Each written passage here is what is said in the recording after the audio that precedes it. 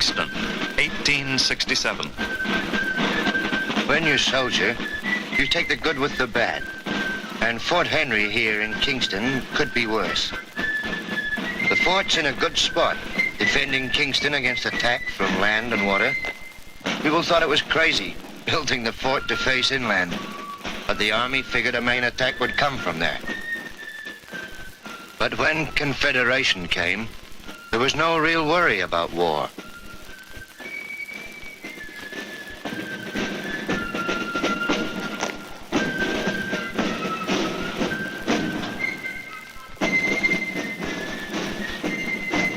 All of us at the fort were on parade to salute Confederation, and what a sight it was.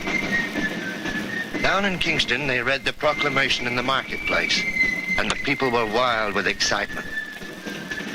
Fort Henry defended Kingston against a southerly attack from Lake Ontario or the St. Lawrence River, and from a northerly attack down the Rideau River.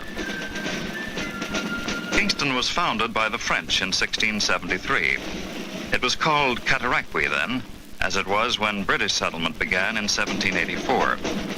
Most of the new settlers were United Empire loyalists who fled the new Republic of the United States.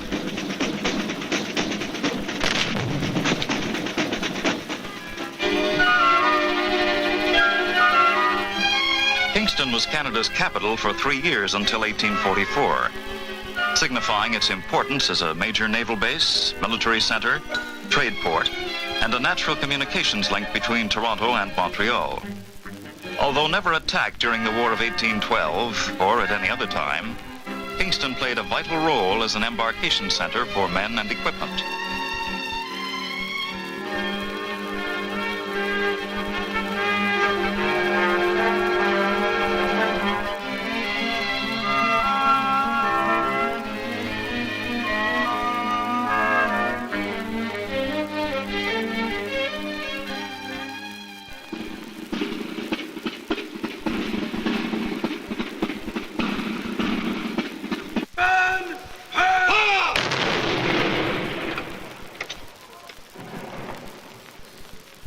Might decide to stay in Canada. Nothing much for me over home. But this is a new country and a chap could go a long way here. A lot of the chaps here don't want to go back, especially these with wives. Not much of a life for a woman to live in the fort, but a lot of them are just waiting to get out of the Army and settle down around Kingston.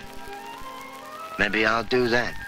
Find myself a wife and settle down in Canada.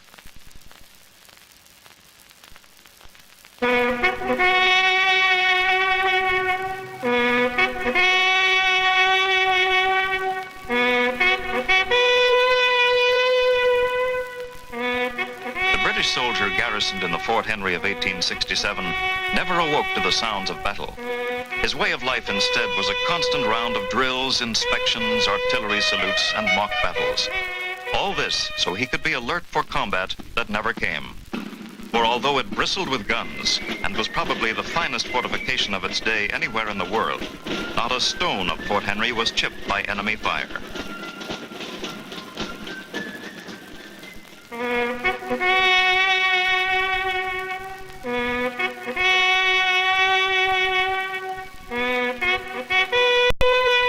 Britain's Union Jack flew over Kingston and the rest of the country for almost 100 years after Confederation.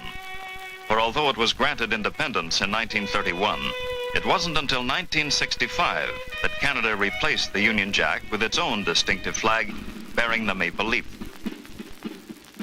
There was no Canadian Army in 1867 either, except for a few volunteer units. The bulk of military manpower in Canada consisted of regular British infantry regiments and artillery units. Fort Henry in 1867 ported the Royal Canadian Regiment, men of the Royal Regiment of Artillery, and occasionally Canadian militia. And like any soldier before and after him, the Fort Henry Regular was expected to keep his bleak barracks in spotless condition.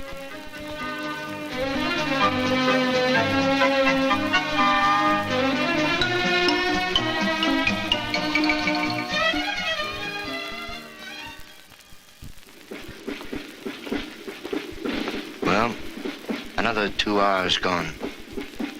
2 hours on, 4 off. 24 hours of it at a time. And if it's not that, it's drill, drill, drill. Sure. It's monotonous, especially in peacetime when there's nothing happening out there. No doubt about that. Strict military discipline was a way of life for the Fort Henry regular. When he wasn't on sentry duty, he drilled throughout the day. Or even in 1867, border troubles between Canada and the United States could have erupted into armed.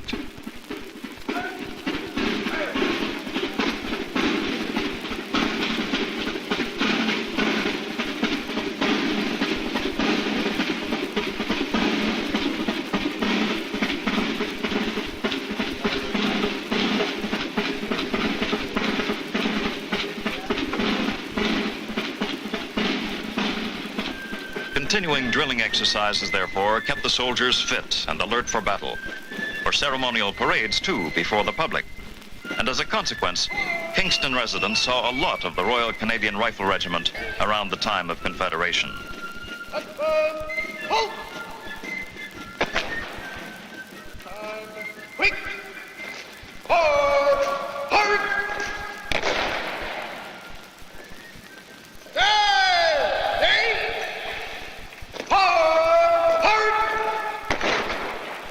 Men, women, and young maidens all took the regiment to their hearts and considered it their very own. It was a unique regiment in the British Army because it was permanently stationed in Canada.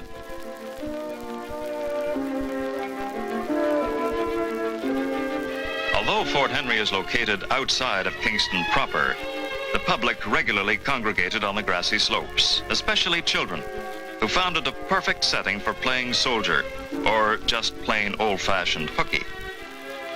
Whether on land or on a sailing boat, Kingston citizens could watch the activity outside the fort's thick walls. They also often took part in social doings inside those walls, gay dances and receptions in the officers' quarters, tennis on the parade ground, and in winter, tobogganing parties on the Fort Hill. Gun drill was one commonplace activity, so common, in fact, that even children often became blasé about it. But the gun symbolized the fort's role as a well-equipped garrison and depot that supplied military needs of other garrisons in Upper Canada.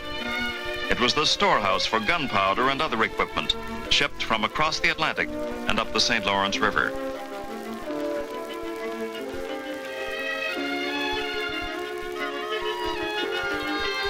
Despite the strained relations that could have ignited a war with America, the boom of a 24-pounder on the ramparts still drew very little attention.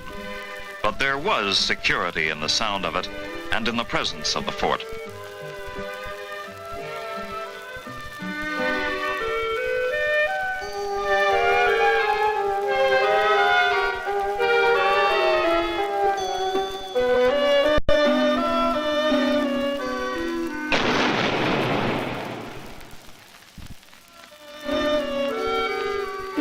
Well-armed towers, 60 feet high, were built at the ends of the east and west branch ditches, which extend like arms from the main fort. The frame roofs could be quickly removed to reveal a gun, which could swing in any direction.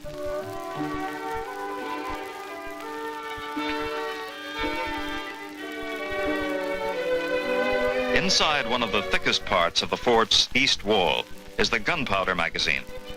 Soldiers in special clothing were trained to work in dim light to avoid explosions caused by sparks and heat. The only light allowed shone faintly from the corridor through a plate of glass.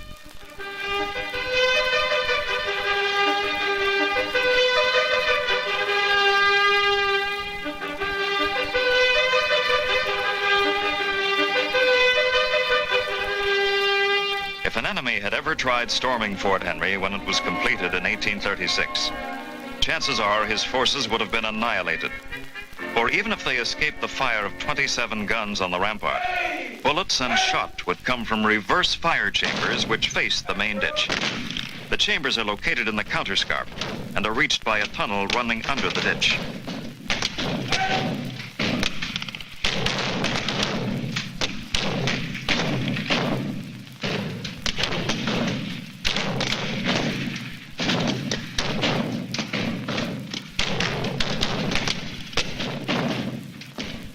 blaster shot, fired against the wall, could spray the invaders with deadly effectiveness. A stone wall, constructed in a special way, prevented ricochets. Also, the caponnière cut off any dead firing angles, thereby providing no safe hiding place.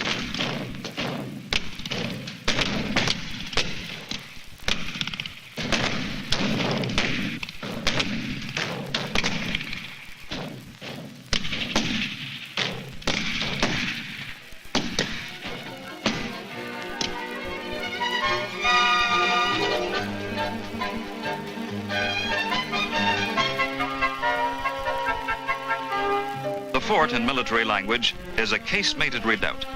The main section is a pentagon. The three-sided front has two tiers, the top occupied by the soldiers and the bottom one by stores. The front faces inland towards the north, fully defending the Rideau River entrance and the naval dockyard. The fort's main entrance is on the south side through the advanced battery and the commissariat stores, which defends against a southerly attack by water.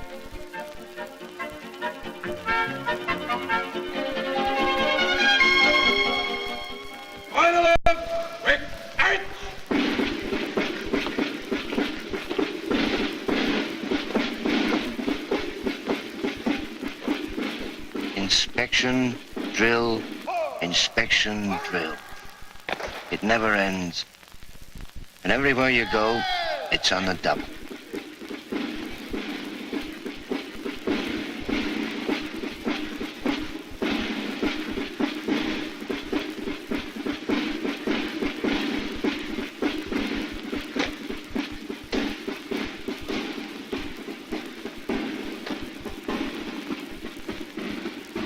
One good thing about this Queen's Army is that a chap gets his stew and a good roof over his head. A lot more than most of us would get on the outside. Barrack life may have seemed like a resort hotel to many of the soldiers, who never before slept between white sheets or on mattresses, even though they were filled with straw.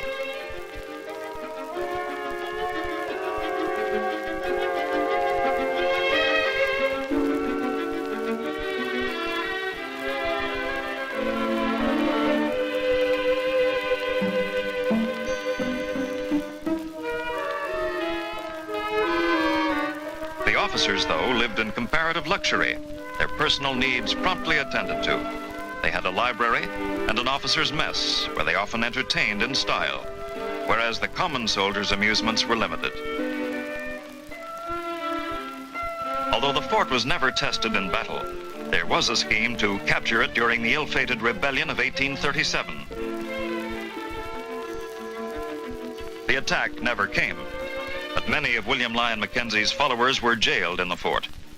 One group of rebels did escape. They were led by John Montgomery, whose Toronto tavern was a rebel rendezvous.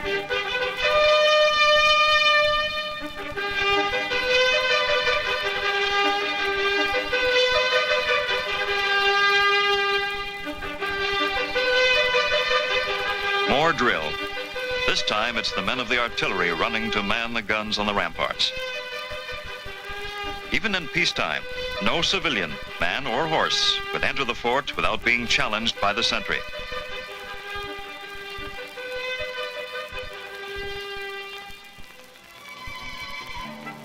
When a new officer moved in, he sometimes brought along his own tub.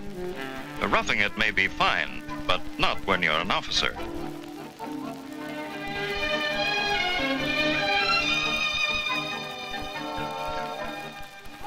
When the United States declared war on Britain and attacked Upper Canada in 1812, Kingston and the vital naval dockyard were practically defenseless. There was only a small garrison and 2 sea batteries on Mississauga Point and Point Frederick.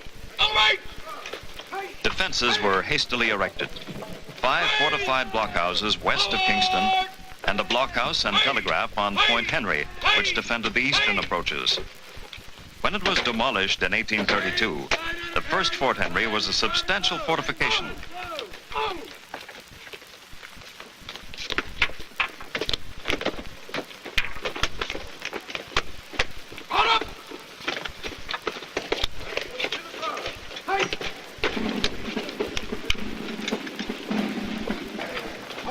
Good.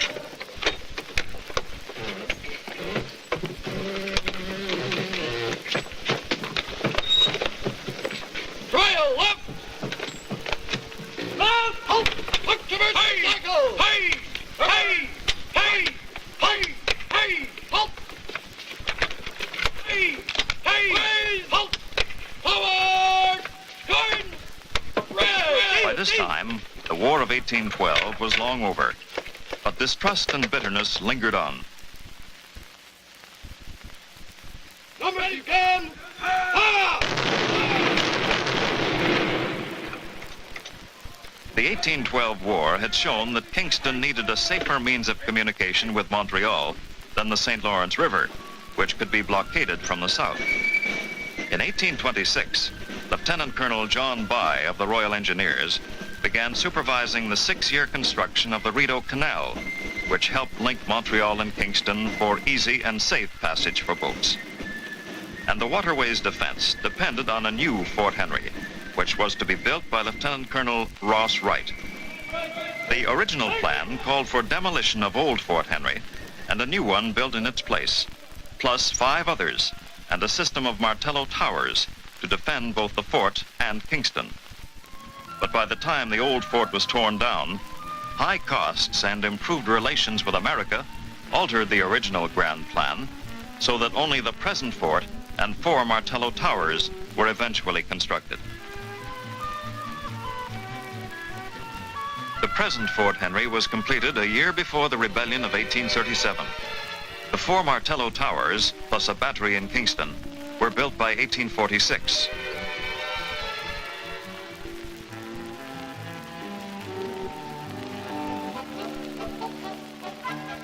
One on Cedar Island,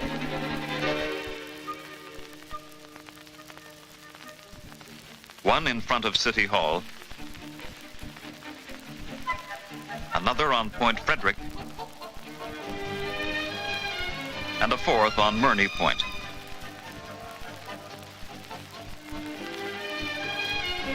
Whenever a Fort Henry soldier wore his full-dress uniform, he was considered to be on parade before the public and had to act accordingly. It didn't matter whether or not he was on duty. Unlike full dress, the undress uniform was worn only during drill or other military exercises.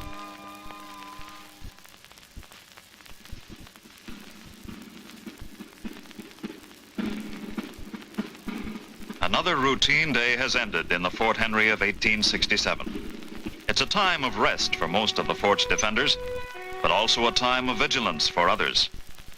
Although never attacked, the fort nevertheless acted as an awesome deterrent to any enemies with ideas of conquering it, the town of Kingston, or the naval dockyard.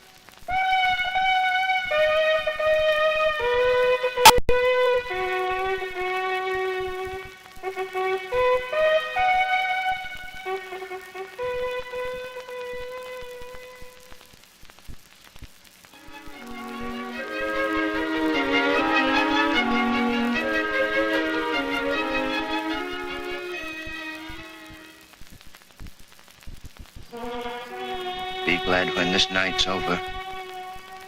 A couple more reliefs and I'll be back to regular duty. Hit the bed at night for a change, like the other chaps.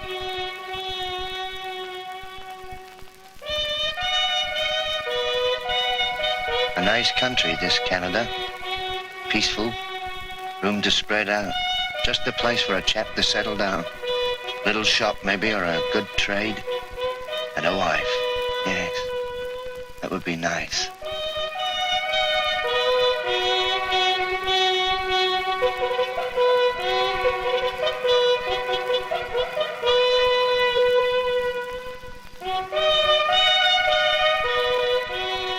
Come visit with us in Kingston, Ontario. Come visit with us at Old Fort Henry and relive our historic past.